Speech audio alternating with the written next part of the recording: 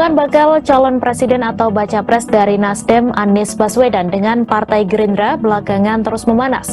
Sejumlah isu yang menyudutkan mantan Gubernur DKI Jakarta itu terus menyeruak ke permukaan. Di antaranya adalah soal adanya perjanjian politik Anies dengan Sang Ketua Umum Gerindra Prabowo Subianto yang dibongkar Wakil Ketua Dewan Pembina Gerindra Sandiaga Uno.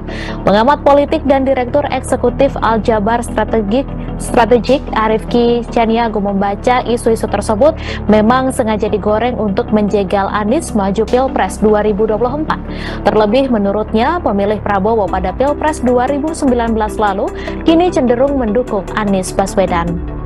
Oleh sebab itu, isu-isu negatif yang menyudutkan Anies ini tentu menjadi keuntungan bagi Prabowo. Menurutnya, hal ini diprediksi bakal terus terjadi hingga Pilpres 2024 mendatang. Contohnya seperti pernyataan anggota Dewan Pembina Partai Gerindra Andre Rosiade yang menyebut Anies belum pamit ke Prabowo setelah dideklarasikan Nasdem, PKS, dan Demokrat menjadi bakal capres. Padahal selama ini Gerindra sudah mendukung penuh langkah Anies, khususnya saat Pilkada DKI 2017 silam.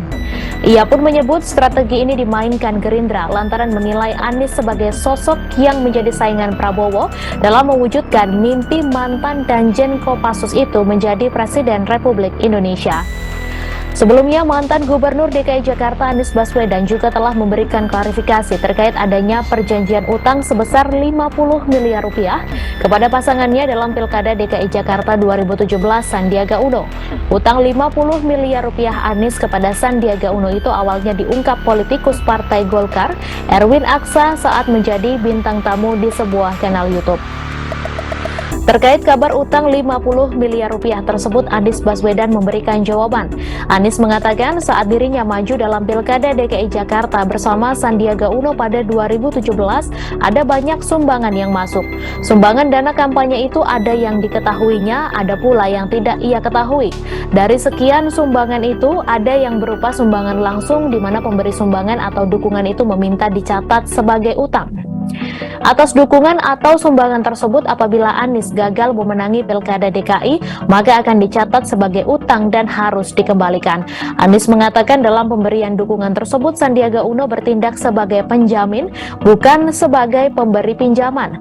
Adapun uang sebesar 50 miliar rupiah itu berasal dari pihak ketiga. Namun, Anies tidak mengungkap siapa pihak ketiga yang ia maksud. Anies mengakui perjanjian itu dilakukan secara tertulis dan ia yang menandatangani surat perjanjian tersebut. Namun dengan dirinya telah memenangi Pilkada DKI Jakarta pada 2017, utang 50 miliar rupiah itu dinyatakan lunas dan tidak perlu dibayar sesuai yang tercantum dalam perjanjian. Bakal capres dari Partai Nasdem ini justru heran dengan pihak yang mengungkapnya saat ini. Anies juga menyatakan siap memperlihatkan dokumen perjanjian itu apabila memang diperlukan.